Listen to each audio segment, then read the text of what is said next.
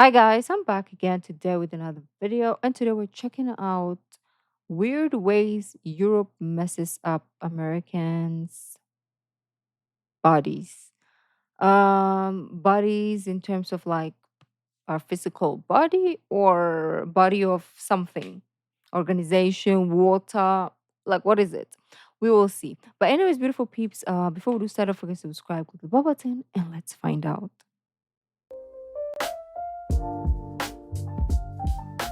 Ooh, Hey there, fellow American travelers. Mark here with Walter's World. Today we're here in Genoa, Italy, and today I want to talk about is something serious for my American travelers, and that is how your body is going to react mentally and physically to mm, visiting Europe. physical Because you know body. what? There's things that change when you go travel. There's things you notice, things that wear you down or hype you up when you go. And I think it's important for you to have an idea of some of the things that might affect Really? I would have not thought about this, like how it messes your body. I couldn't think how it would, to be honest. Let's see. you here, and way down below when you come to Oh, Europe. And I'm because going to of the start with the things walking. about that Mm. happen to you down below, and that is be ready for different bowel movements.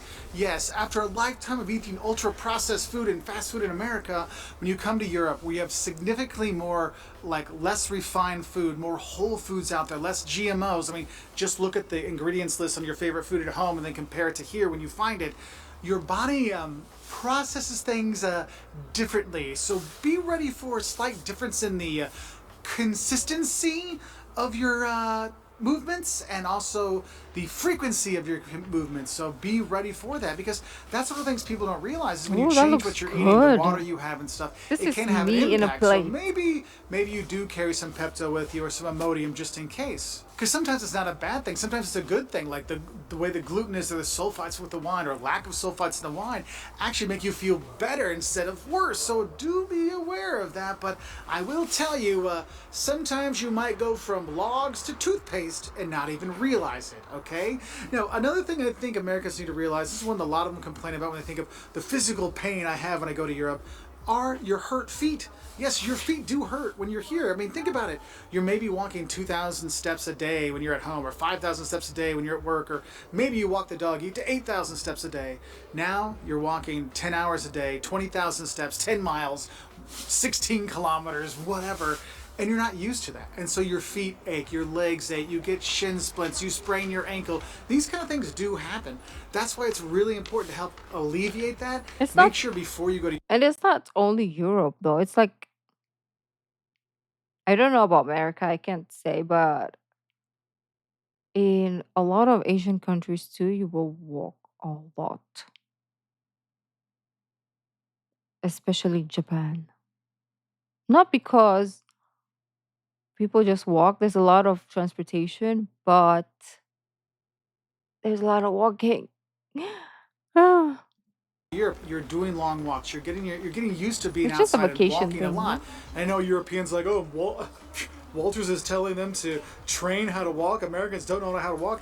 Yes, we know how to walk. We just don't walk like you do in Europe with uneven pavements and all kinds of stuff. So we're trying to get you ready so you don't have those painful And feet. And I want to tell you, one of the it's a biggest problem. mistakes people make is they get new Is it a shoes problem, before I they should come to say? Europe because they're like, oh, I'm going to walk a lot, so I need to make sure I have good walking shoes.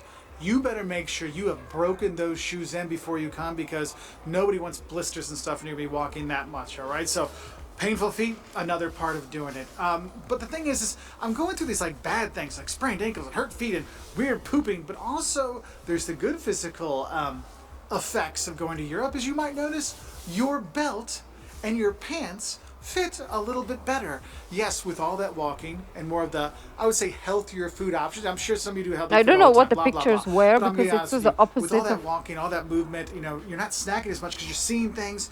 You might notice that your waistline Oh, gets a little or bit maybe thinner not. while you're here. You're like, oh, I'm a bit more Well, European, maybe he can't you did tell? lose Because weight. I'm so much more fit and trim now.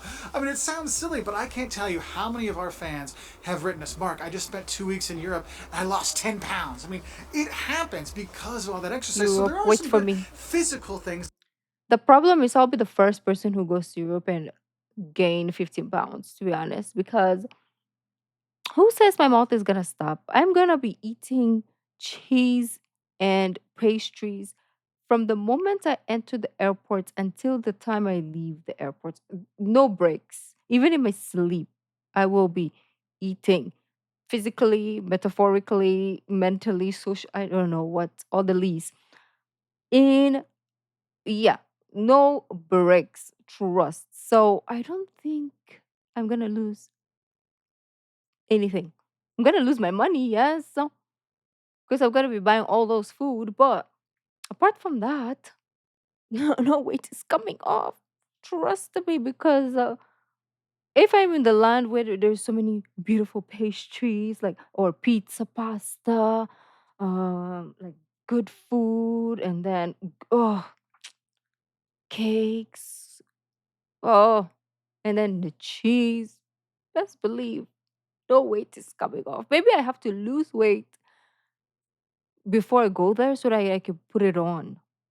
I think I have to go underweight, to be honest, if I go to Europe because whew, that are out there. And also, if we think about mental benefits as well that hit you, is I find that Americans really enjoy the fact that when they come to Europe, they get a chance to actually mentally relax. Because it takes longer to eat here. You're not like going to a restaurant, they're forcing the food down, getting your order right away, giving your food right away. Okay, get out of here right away. You get to take time and relax and do things. It's much more calmer life, and so therefore it's a little bit easier to relax. you can That's why I focus on tell people, if drinking. you're stressed out, you want to go on vacation, don't go to Orlando, don't go to New York City. You're going to be even more stressed out. Come to Europe. Take your time when you're here, because they're going to force you to take your time, because they're not going to be in a hurry as well. So if you can get past the frustration of slowness, then I it like really is that. a lot easier to relax here, and that can be very helpful, because all those longer meals and longer walks, calmer evenings really can actually help sleep even better. I mean, once you get past that jet lag at the beginning, then you sleep really good when you are here with all that. So that's nice.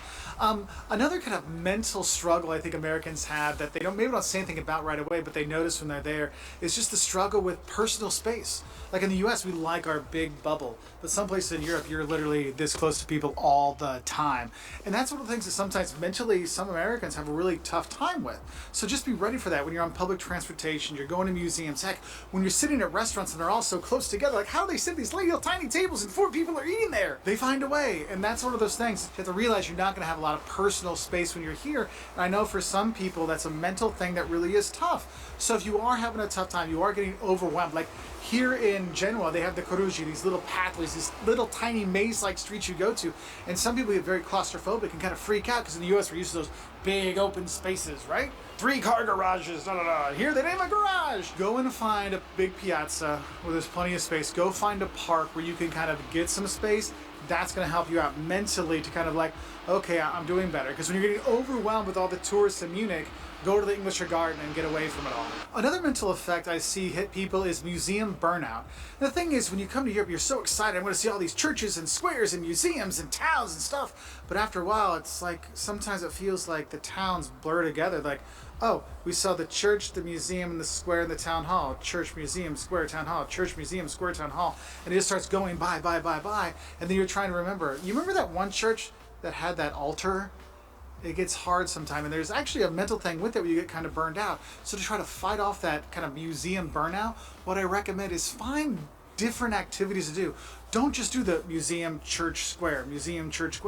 Do a cooking Who class, does do an that though? art class. I know Jocelyn and Caleb, they That's literally were good. painting Notre Dame on the Seine for a thing. Liam and I, we were making macarons together. We're in, you go places, you take these classes, it helps kind of change up your mental attitude.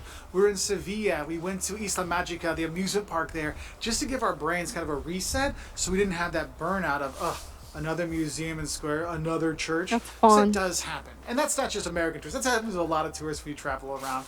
And if I think about burnout, I think there's one, if you're someone that doesn't usually speak foreign languages, but you're trying to speak it, like I'm here in Italy, I speak Italian, and I don't get a chance to speak Italian back in the US. So I'm really like, I want to speak Italian, so I'm speaking Italian to everybody. But by the end of the day, the mental burnout from speaking Italian so much after having not spoken for like a year, it really does hit you. Like it sounds silly, but that's one of those things when you're speaking a foreign language you're not used to, it can wear you down. So just be aware of that. If you're like, oh man, I'm using my Spanish in Spain, but why am I so tired mentally? Well, it's because you're using parts of your brain you haven't used for a while. Now, feeling worn out from the speaking, the mental side of it, but there's also like the physical worn outness because you're walking so much, you're doing so, you're carrying those bags, you have so many more stairs you're going up to, the no elevator, and I got up 5 floors with my suitcases. That kind of physical wearing you out does happen too, and you want to be careful because if you burn yourself out, you wear yourself out, you become more liable to get sick. And a lot of people, they go on vacation, they're doing so much, and they burn themselves out, and then they get sick. The last half of their vacation, they're sitting there coughing, hacking, feeling horrible instead of enjoying their vacation. So make sure Yeah. you give yourself some time so you don't get worn out. Because it's not just jet lag that makes you tired from travel. Now, couple specific physical ailments or physical things that you should really think about when you're traveling that might not relate to you, but it might relate to some people. One, chafing. If you're a huskier traveler like myself, you might notice if you're walking a lot in the summer and you don't have the right clothes on and it's kind of hot, you might notice a little friction between the legs or in the armpits, and chafing really can become an issue. So I do recommend if you've ever had chafing or you're a heavy traveler or you walk really close with your legs together, you don't want to start a fire, bring like Gold Bond or some kind of cream or powder to help with the chafing. Because if I you didn't get know what chafed in the that middle, all of a was. sudden, next thing you Okay. know, you're walking like this everywhere around Europe. You look a little silly and you can't get anywhere very fast. And it's really, really painful. So be aware of that one because that's one that does pop up in the Husky Traveler forum. So saying that, see, it's not for all of you, just for some of us, okay? And then I want to talk about something for our female travelers, and that is your cycle. When you travel abroad, when you do long distance travel, sometimes your cycle could be interrupted or kind of knocked out of cycle. And so, therefore, you may think, oh, well, I'm not supposed to have my period during this 2 week vacation, so I'm okay. You never know. It might actually kick it in earlier, or you might miss your period entirely and come home thinking you're pregnant. Believe me, we have had that going to Walgreens at midnight to see if it's a if the baby's coming or not kind of thing. So do be aware of that. So if you're going to be coming, make sure you're bringing if your tampons, pads, whatever you use, make sure you have that with you because yes, you can find it here. But have you ever in your entire life, no matter where you are in the world, when you needed a tampon or you needed a pad, was there a place right next door, right ready with the exact one you wanted? I made this same mistake recently, and that's why I'm laughing. And it was crazy too because where I was staying, right outside, there's a pharmacy. Pharma, what? C. Yes, right? So in my head, in my country, pharmacies, you will get a napkin, tampon, whatever you want to insert. You will find everything insertable. No, I'm just kidding. Napkins don't go inside, okay.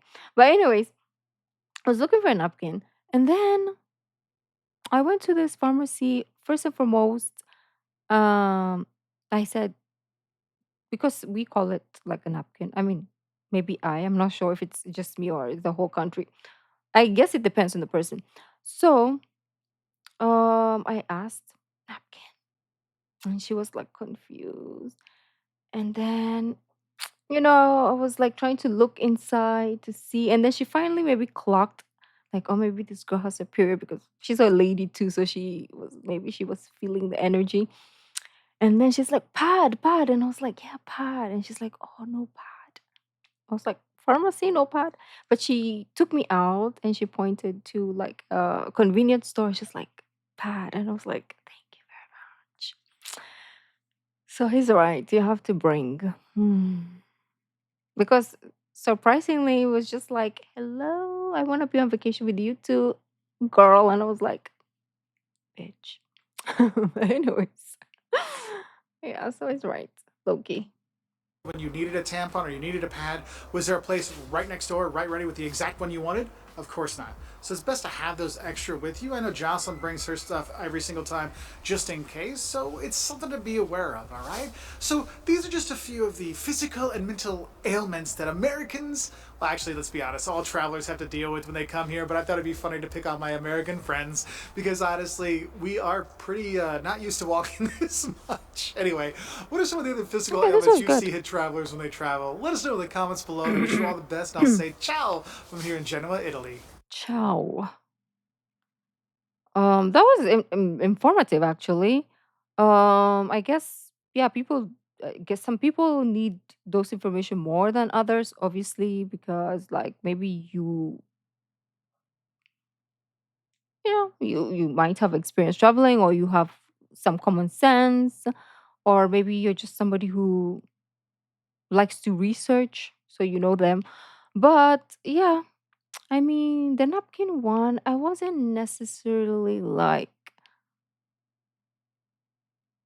how do I say this? Like, I probably forgot, to be honest. And I was thinking to myself, like, this country, there's convenience stores everywhere, or there's like everything is like 24/7, right? So I'll be fine. And also, I'm a type of person who likes to try products of other countries. Like, I want to see if they're better than ours. That's why. So, but then next time I'm gonna bring mine because first and foremost, I learned that our products are good. Maybe the chemical things that they put in our product, my body's used to it because when I try to use some other products from other places, I don't like the feel and also the smell. Maybe I don't know what it was. So, anyways, too much information I know, so I'll let you guys go because I don't wanna too much information. I'll see you in the next video. Bye.